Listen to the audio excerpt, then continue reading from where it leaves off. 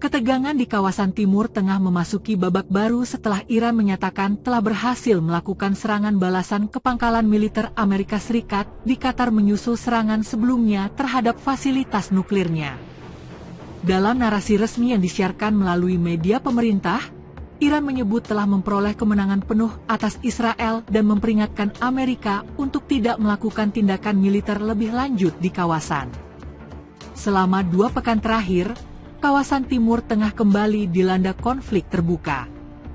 Perang selama 12 hari antara Iran dan Israel mengakibatkan kerusakan luas, hilangnya banyak nyawa, dan eskalasi militer dari berbagai pihak. Meski gencatan senjata telah dicapai, situasi masih tetap tidak menentu, terutama dengan munculnya ancaman lanjutan dari Teheran terhadap instalasi militer AS.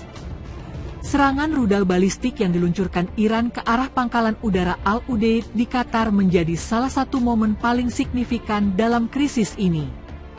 Iran menembakkan 19 rudal sebagai bentuk respons atas serangan AS terhadap 3 situs yang diyakini sebagai bagian dari program nuklir Iran.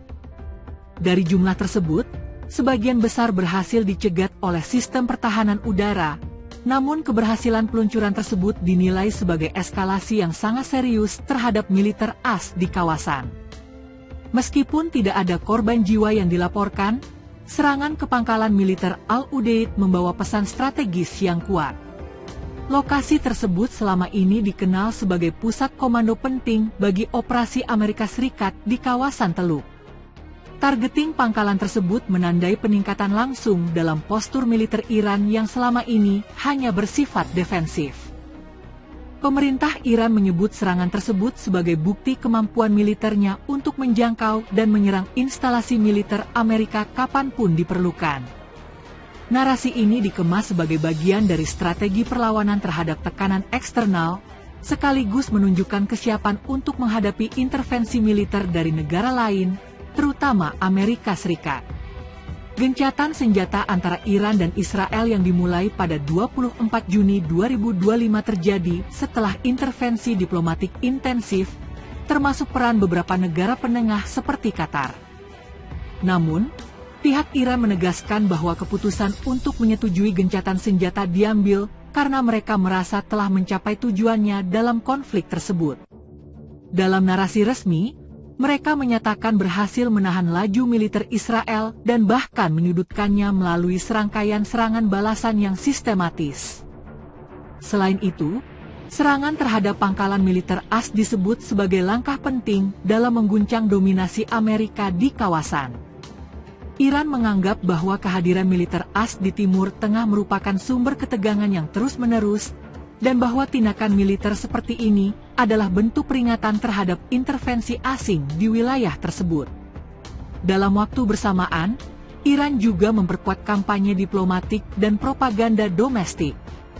Di berbagai kota di Iran, terjadi mobilisasi massa yang memperlihatkan dukungan terhadap langkah militer yang diambil pemerintah.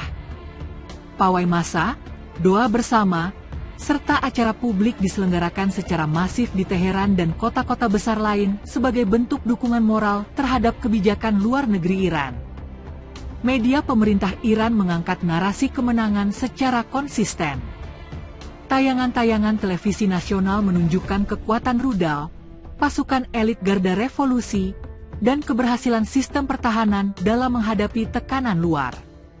Narasi tersebut disampaikan berulang kali sebagai penegasan terhadap legitimasi dan kekuatan negara dalam melawan dominasi asing, khususnya Amerika dan sekutu-sekutunya di kawasan. Kondisi kesehatan pemimpin tertinggi Iran menjadi sorotan tersendiri. Kemunculannya di hadapan publik untuk pertama kalinya setelah lebih dari 1 pekan absen karena alasan keamanan menjadi bagian dari upaya menunjukkan stabilitas politik dalam negeri. Kendati tampil dalam kondisi fisik yang terlihat menurun, kehadirannya di media menjadi simbol kesinambungan otoritas dalam menghadapi krisis eksternal. Berdasarkan analisis berbagai lembaga pertahanan regional, kemampuan Iran untuk menyerang pangkalan militer AS di luar wilayahnya secara langsung menandai evolusi dalam taktik militernya. Jika sebelumnya Iran lebih banyak mengandalkan serangan lewat proksi atau dukungan tidak langsung terhadap kelompok milisi seperti Hizbullah di Lebanon dan Houthi di Yaman, maka kini mereka menunjukkan kemampuan melakukan serangan langsung antar negara. Kemampuan ini dipandang oleh banyak analis sebagai bentuk deterrence yang baru. Iran berusaha membangun posisi tawar yang kuat dalam percaturan internasional, khususnya menjelang pembicaraan nuklir yang kembali digelar pasca konflik. Iran menunjukkan bahwa mereka tidak hanya berperan sebagai kekuatan regional, melainkan memiliki potensi untuk memengaruhi konstelasi keamanan global. Di sisi lain, Amerika Serikat menghadapi dilema. Balasan langsung terhadap Iran berisiko memicu perang besar yang tidak diinginkan, apalagi di tahun politik menjelang pemilu presiden. Presiden A saat ini memilih pendekatan diplomatik, namun tekanan dari kubu oposisi dan sebagian petinggi militer untuk membalas serangan Iran terus meningkat. Gencatan senjata yang disepakati antara Israel dan Iran tidak serta-merta membawa ketenangan. Banyak pengamat menilai bahwa situasi hanya mereda sementara, dan bahwa fase konflik terbuka berikutnya sangat mungkin terjadi jika satu pihak merasa dilanggar. Beberapa laporan intelijen bahkan menyebut bahwa persiapan militer masih terus dilakukan baik oleh Iran maupun Israel. Negara-negara di kawasan, terutama di Teluk, menyatakan kekhawatiran atas kondisi ini. Qatar, yang menjadi lokasi pangkalan militer AS yang diserang, menyuarakan seruan deeskalasi kepada seluruh pihak. Arab Saudi dan Uni Emirat Arab pun memperketat sistem pertahanan udara mereka dan meningkatkan koordinasi dengan mitra militer barat. Ketegangan ini juga berdampak pada ekonomi regional. Harga minyak mengalami lonjakan tajam setelah serangan rudal Iran diumumkan, sementara pasar saham di sejumlah negara Arab mengalami penurunan karena kekhawatiran akan stabilitas regional. Rantai pasok energi global yang bergantung pada jalur-jalur laut di kawasan Teluk pun kembali terancam. Dari sisi politik domestik Iran, keberhasilan dalam mempertahankan wilayahnya serta keberanian menyerang balik dianggap sebagai capaian besar. Pemerintah menggunakan momentum ini untuk memperkuat narasi kedaulatan nasional dan perlawanan terhadap imperialisme asing.